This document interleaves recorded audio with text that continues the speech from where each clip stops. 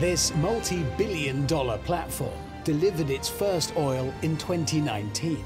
It's called the Appomattox, after the town in Virginia where the American Civil War came to an end, and it's one of the most extreme deep water projects ever attempted. Weighing a colossal 124,000 tons, almost 10 times the weight of the Brooklyn Bridge, it draws hydrocarbons like oil and gas from under the seabed, separates them and pumps them ashore. Down here, almost at sea level at the base of one of the hull columns, is the first time I got a real sense of just how exposed to the elements the platform is. I mean, there's the sea, and out there is the weather, which is today, admittedly, perfect, but that can't be taken for granted, particularly during the infamous late summer hurricane season.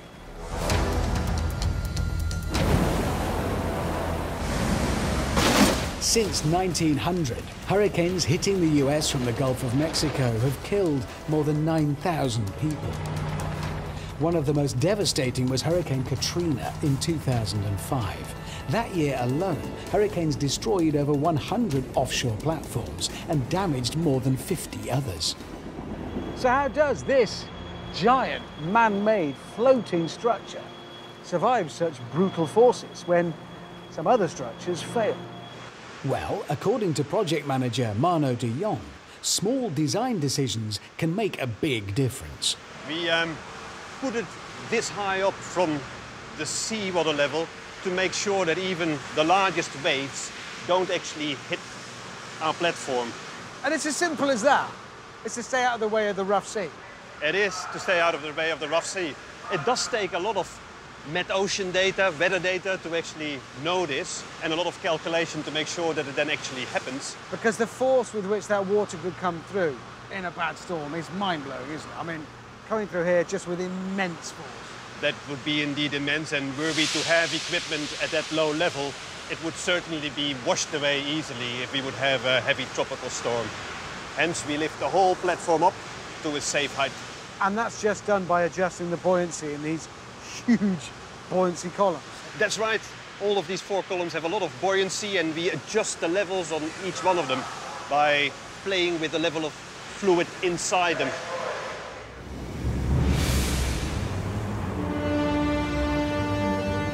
Very large waves also have the power to capsize anything that's floating. But that can't happen here because of another clever feature of the hull columns. Here, they're close together. They're each close to the centre of gravity, which means slightest imbalance doesn't work. The solution to that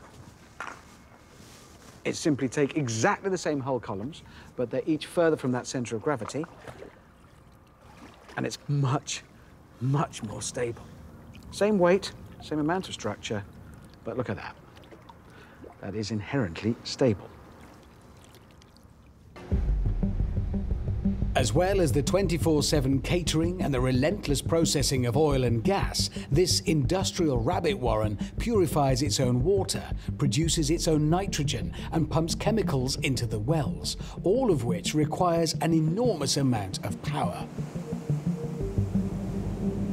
Uniquely, on this platform, all of that power comes from electric motors.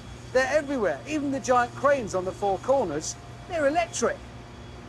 Does that make the Appomattox a vegetarian running a burger shop? The only way the platform can get all the electricity it needs is by generating it. And uniquely among platforms like this, the Appomattox does that using 4 jet engines. Turbine engineer Don Lyon is going to show me one of them. Oh, yes. There it is.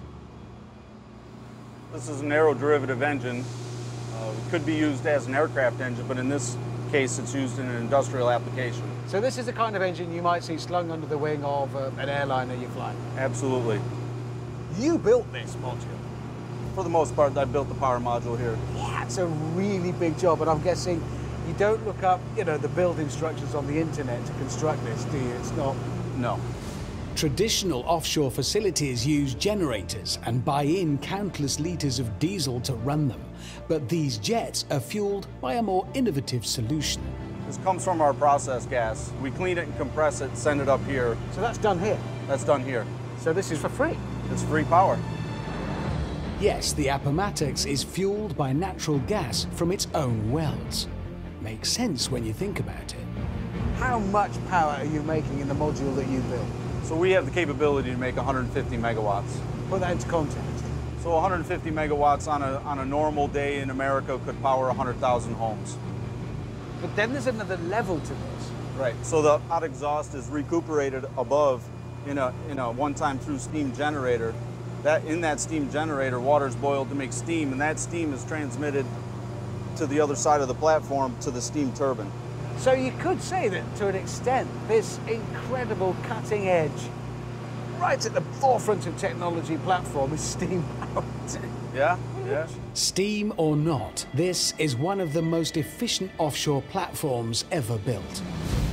So that steam turbine is using the byproduct of those jet engines, which are using the byproduct of the process. Correct. It's absolutely brilliant and unique. This is the first of its kind. It is. It's my last night here, and I can't help marveling that an industrial installation this big can operate day in, day out, so isolated from the rest of civilization.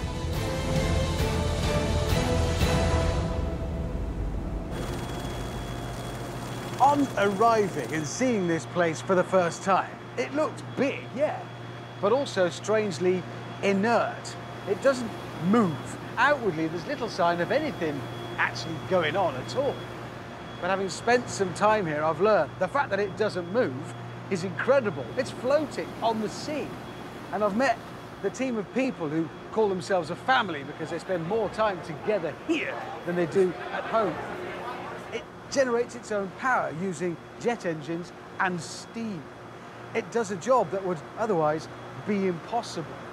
It is right now, and who knows, as the world changes, maybe forever, one of a kind.